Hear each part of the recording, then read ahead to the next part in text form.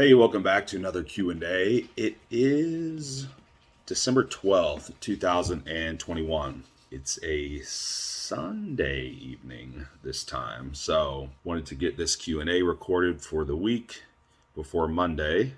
Hopefully get this out to you this week, so probably be early to midweek by the time you guys see this. But anywho, we will see what questions we have. I did notice I had questions in a couple different locations, so might have to bounce around a little bit, but we will get after it nonetheless. Okay, first one, slightly elevated BUN, a 21. Creatinine in range, albumin and globulin in range, but ratio is high. Anything to be concerned about? 220 pounds, 5'9", diet high protein, moderate carb, low fat. Visible abs, visible leg veins for context if needed. Supplements are very low, 150 milligrams. First, if you are concerned about something, go to your doctor. If you're concerned about something related to your health in this regard. But just seeing that you have a 21 creatinine, pretty unlikely that there's any problem. Now, I say this in the context that your GFR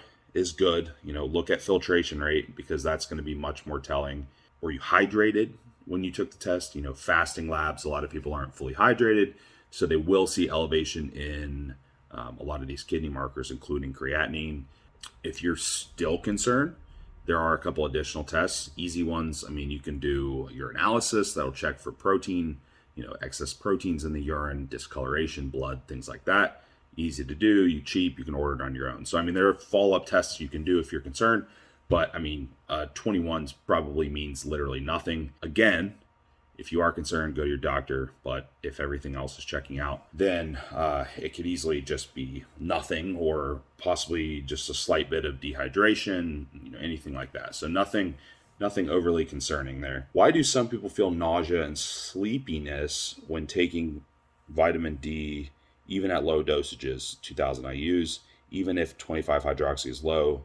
This is still a problem. How to fix this and solve deficiency? Some people actually do feel some nausea and sleepiness and just some uneasiness with fat soluble vitamins in general when taken in supplement form and higher dosages. Say a low dose, but really even 2000 IUs is not a low dose in terms of supplement, but you got to think how much you'd be consuming from a food product that's obviously has a lot of other things that are going into your stomach at once.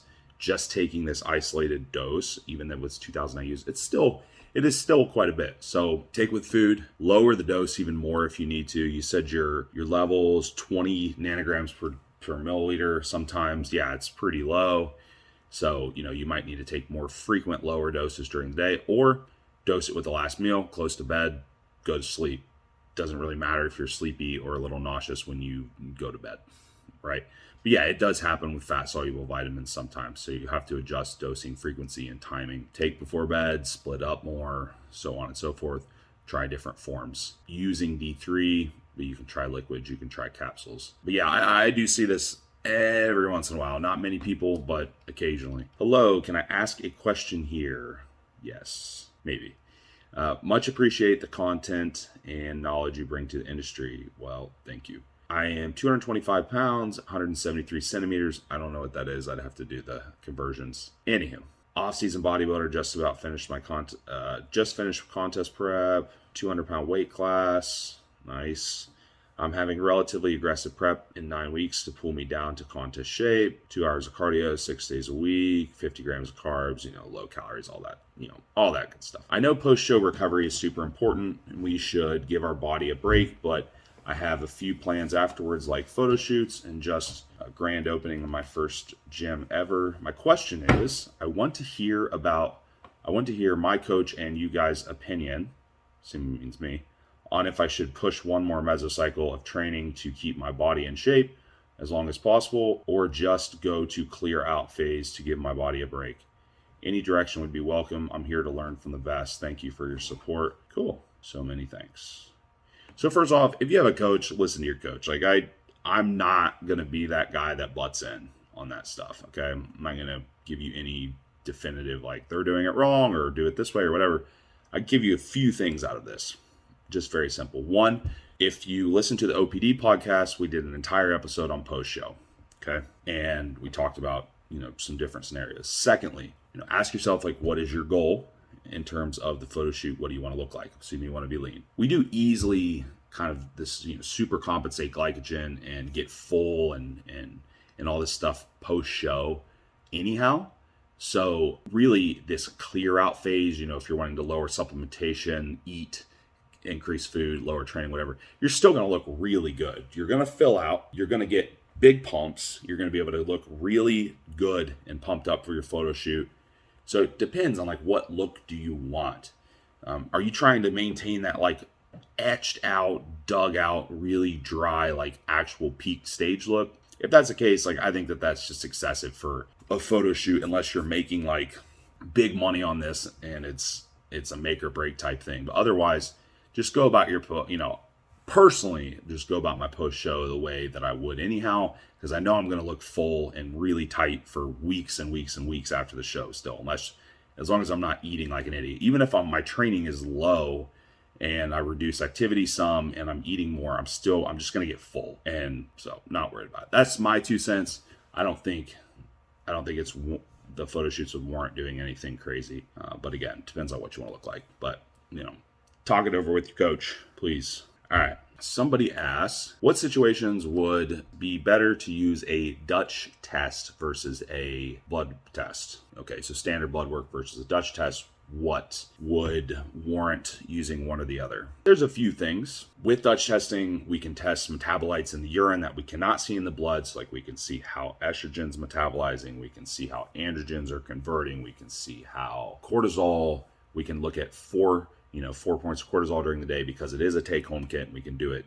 You could technically do that on blood. It would just be a pain in the ass. So we can see that. We can see cortisol metabolites. We can see organic acids that come out in the urine. So there's a lot of things that we can see that are on a blood test and also on a Dutch test, but also a lot of additional things that are on the Dutch that we don't get on blood work.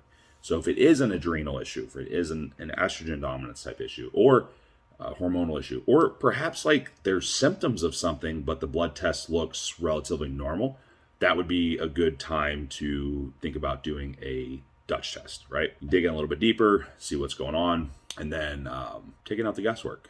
So those would be some times that I would potentially consider doing, one versus the other. This person asks about Gaba supplementation, if it's worth it, if there's any benefit. Gaba supplementation. So Gaba this is actually really appropriate timing, because I was working on a little bit of my presentation for the Physique Education Collective at the end of January, and my presentation is on neurotransmitters. So definitely going to be talking about GABA. But anyhow, GABA is a neurotransmitter. It is more of an inhibitory neurotransmitter, kind of, not excitatory. GABA supplementation, well, it might help some.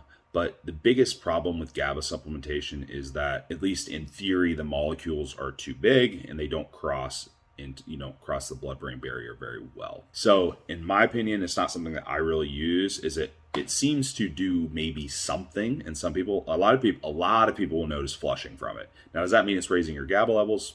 Not necessarily. A lot of people get flushing from it, but not super effective at raising GABA levels. But there are other things. Magnesium can work at the GABA receptor.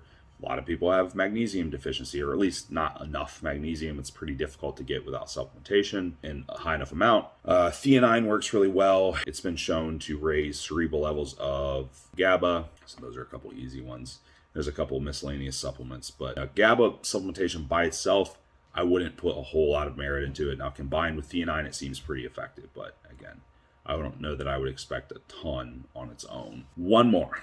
Go back over to the other DM. Sorry, this is really spread out. This is a good one. This person asks about hyperandrogenism symptoms. Having symptoms of high androgens, irregular periods, hair growth, acne, but testosterone levels are normal. Okay. Keep in mind, when we are talking about hyperandrogenism, we're talking about androgens, not just testosterone. So what we have to remember is that in males and females, testosterone also converts into other androgens via 5-alpha reductase. And in fact, enzymatically, it can kind of go in both directions. You got a 5B and a 5A. 5B being less androgenic, 5A being more androgenic, typically is what they're considered. So a Dutch test, we're just talking about Dutch tests, so that's kind of appropriate, but a Dutch test would be a really good thing to look at here, because what we can see from that is we can actually see how that testosterone is converting into, which androgens. We can also look at the HEA. That'll tell you kind of like what's going on. In fact, I do see this scenario not super often, but every once in a while we'll see having these kind of like PCOS, hyperandrogenism type symptoms. Testosterone's normal. Where's it coming from, right? So we see that, oh no, it's actually a conversion issue, and then now you know. So yeah, definitely something to check out. We wouldn't really see that on blood work. Now we could of course check on labs, like we could have of course check like DHT, androstenedione, like all those things are good to check. I think we could check those as a baseline if you want, but it's just nice on the Dutch because you can actually see, it actually gives you that nice little layout and the little more graphical looking, more, it's a little more engaging, right? So I like to use that.